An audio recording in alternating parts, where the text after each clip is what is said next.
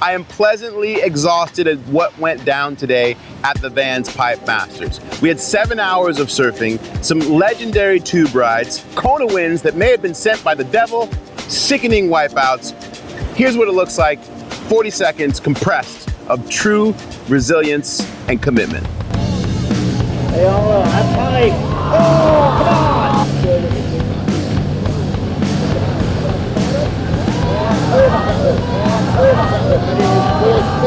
Back door. Oh, yellow crossing, pull up Pico. Into a big hollow section. Here we go, Mizuno. Oh, we're going to go out with a bang. Oh, Mason Hall. Mason grabbing around. Coming out. Here we go. Oh, Lucas Godfrey. Oh.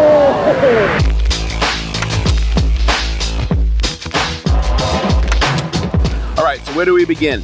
10 days ago, the show began with 60 surfers, 40 men, and 20 women. There is no break in the world that is dominated by locals like Pipeline. 35 of the 60 surfer field were Hawaiian. Now, each surfer competed in 3 heats, non-elimination, where they were scored for their best 3 rides. The final women were decided 5 days ago, and today was slated for our final round for the men. The feeling on the beach this morning, excitement. Even in the low light, we had pipe specialists, competitors, water safety, and contest directors talking about the conditions. The surf indeed had the size that we hoped for. Let's get the greatest show on earth started.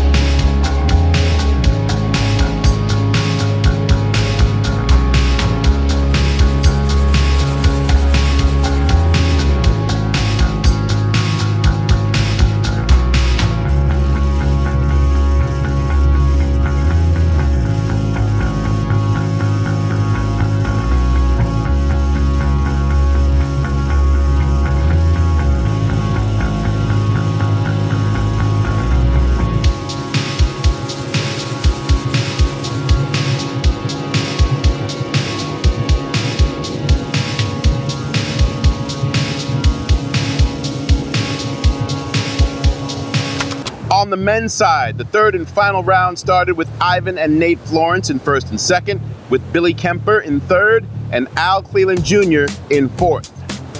Though Benji Brand found this incredible 29-point ride in Heat 2, And battling.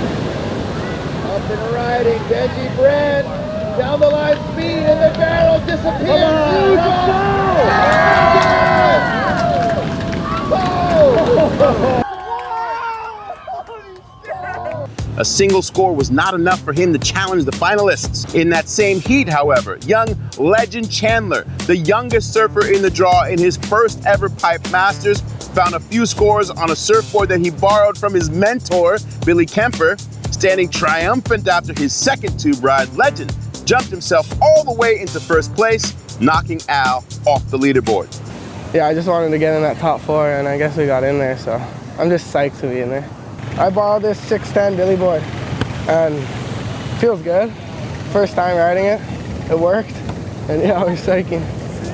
2 heats later, with 5 minutes remaining in his heat, Al Cleland faded deep on this perfect-looking peak, needing just an 11 to go to 4th. The pride of Mexican surfing notched a solid 28-point ride rocketing himself right back into the top 4 and bumping Billy Kemper out. The whole time I thought I was gonna fall when I was paddling into it. I thought I was gonna fall when I was bottom turning into it. Thought I was gonna fall when I hit the foam ball. I thought I was gonna fall when it spit. The whole time I just didn't think I was coming out, which made the ride that much more special, and ended up just coming out and going straight. Didn't even believe it.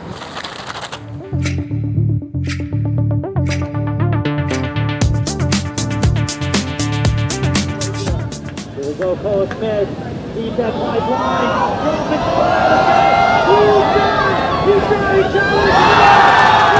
On far and away one of the thickest waves of the event, Koa Smith slid into this chip shot, which sent him pumping behind the 8 ball and over the foam ball.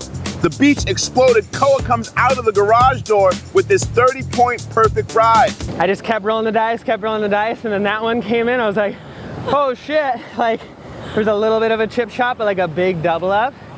And I was just like, I better fucking paddle really hard right here.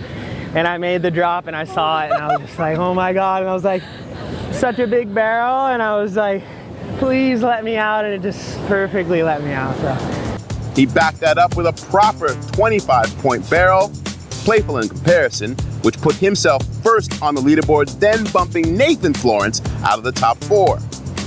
The next changes to the leaderboard came in the form of the Florence brothers, or Flori in plural.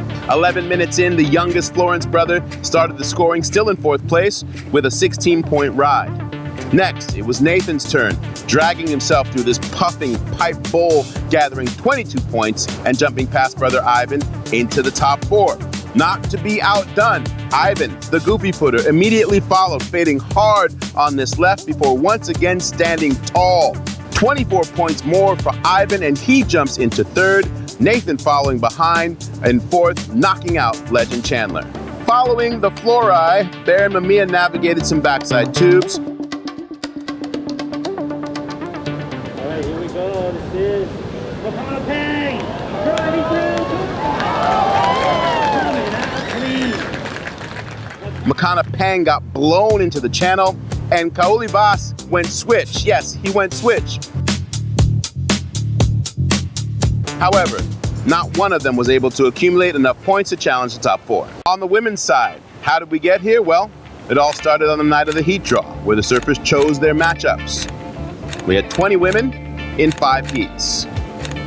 After 3 rounds, some challenging conditions, and some truly remarkable surfing, our women's final was set. Defending Vans Pipe Masters champion, the Queen, Moana Jones-Wang, and our women's WSL champion, Katie Simmers, duked it out in their matchup, both getting proper tube rides and a deserving spot in the top 4. Betty Lou Sakura-Johnson dominated both of her heats to climb the leaderboard in round 3, and in the second to last heat on day 3, Erin Brooks narrowly snuck into that 4th spot. When the women paddled out, conditions were pristine, but the solid surf was suddenly coupled with a tricky Kona wind about a half hour into their hour-long final. Katie's biggest board that she brought to Hawaii is a 6'2", so she borrowed a 6'8" from her friend Zoe McDougall. She was the first one to catch a wave, sliding into this perfect pipe tube for 19 points. You wouldn't even have been able to tell that she was on a borrowed board, except for the fact that she slipped off on the kick out and got sucked over the falls.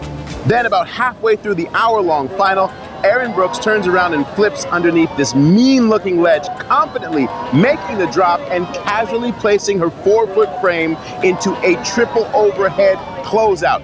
Instant legend. 16 points for the sacrificial effort, putting her in 2nd, just behind Katie. To follow, Katie then decides to send it on this sketchy-looking left, snapping her board in 2. Erin quickly backs up the closeout with a perfect little runner, getting a swift tube for 21 points. And despite Betty Lou and Moana's subsequent efforts, nobody could catch young Erin Brooks. The newest CT surfer and Fiji Pro champion adds another notch to her incredible year, collecting $75,000 and a whole lot of momentum at the dawn of her blossoming career. The wind was absolutely cooking by the time the women's final ended. Ivan Florence, though, was a man on a mission, so much so that he packed this thing before the heat had even started. And when the heat officially started, big brother Nate quickly found 2 waves, this right and a left, a 15 and a 12. it was a showcase of his ease and comfort at home, even in a wind-demolished lineup. For the next 40 minutes, the conditions continued to devolve and no one caught a wave of consequence. Then, with just 8 minutes left, Nate somehow finds this proper diamond pipe wave in the rough, further cementing himself in first with 26.5 points.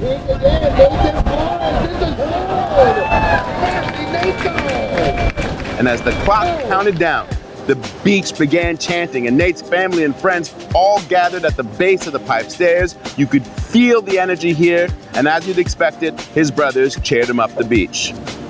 The success of Brothers at Pipeline continues. Nate now joins his brother John alongside brotherly pipe masters and icons Mike and Derek Ho, and Bruce and the legendary Andy Irons. Congrats, Nate. Being a pipe master looks incredibly good on you, sir. And that is a wrap from us. As they say in Hawaii, aloha, which also means goodbye.